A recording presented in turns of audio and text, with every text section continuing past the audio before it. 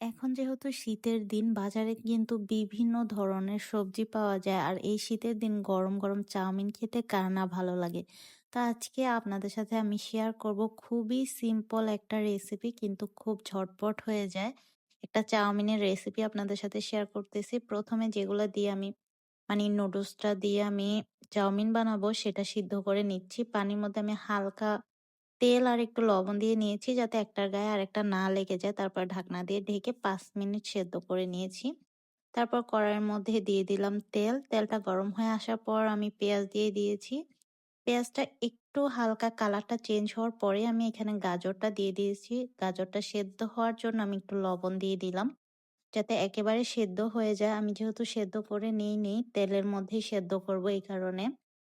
তারপর এখানে দিয়ে দিয়েছি অল্প একটু পেঁয়াজ কলি, যেহেতু চাউমিন বেশি না অল্প, তাই একজনের অনুযায়ী আমি রান্না করতেছি। ওই রকম পরিমাণ অনুযায়ী দিয়েছি। তো আম, গাজরটা সেদ্ধ হওয়ার পর আমি এখানে একটা ডিম দিয়ে দিয়েছি। ডিমটা হালকা ফেটিয়ে নিচ্ছি, মানে ভালোভাবে যাতে চাউমিনের সাথে মিক্স করা যায় ওইভাবে। আপনারা যারা নুডলস রান্না করেন তারা কিন্তু এইটা ফলো করতে পারেন। এইভাবে চাউমিনটা রান্না করলে অনেক বেশি মজা হয়। তারপর আমি দিয়ে দিলাম এখানে টমেটো সস আর হালকা একটু সয়া সস।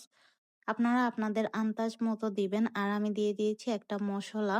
চাউমিনের মধ্যেই ছিল এটা। ওই মসলাটা আমি এখানে হালকা করে দিয়ে দিলাম অর্ধেকের মতো, আর অর্ধেকটা আমি পরে দিব। চাউমিনটা আমি সেদ্ধ করে ঠান্ডা পানি দিয়ে একটু ঝরায় রেখে দিয়েছিলাম। দেখেন কিরকম ঝরঝরা হইছে। ঠান্ডা পানি দিয়ে ধুয়ে রাখলে কিন্তু এরকম ঝরঝরা হয়ে যাবে। দেখতেও ভাল লাগে আর খেতেও ভালো লাগে, রান্না করতে সুবিধা হয়। তো আমি সবগুলা মসলার সাথে মিক্স করে চাউমিনটা নিয়ে নিলাম। তারপর দিয়ে দিয়েছি ওই অর্ধেকটা মসলা। এটা ভালোভাবে মিক্স করে নিছি। আমি কিন্তু ঝাল অনেক খাই। আজকে হালকা একটু ঝাল দেব যেহেতু বাচ্চারাও খাবে আমার সাথে, সাথে। এই কারণে ঝাল তেমন একটা দিতে পারতেছি না।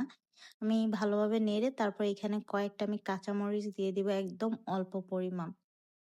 একটা কাঁচামরিচকে আমি ছোট, ছোট করে কেটে নিয়েছিলাম সেটাই দিয়ে দিয়েছি। আর আপনাদের কাছে আমি একটা রিকোয়েস্ট করতেছি, প্লিজ আমার চ্যানেলটাতে নতুন হয়ে থাকলে চ্যানেলটা সাবস্ক্রাইব করে দিয়েন।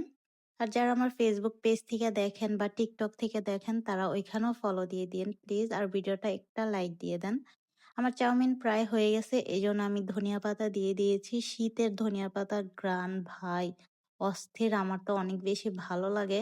এখন তো আমি ভরপুর ধনিয়া পাতা দিয়ে তরকারি রান্না করি, যাই রান্না করি না কেন অনেক বেশি বেশি আমি ধনিয়া পাতা দেই। এই দেখেন আমার গরম গরম চাউমিন রেডি। তো আজকের ব্লগটা এই পর্যন্ত শেষ করতেছি। ভালো লাগলে প্লিজ একটা লাইক দিয়ে দিবেন।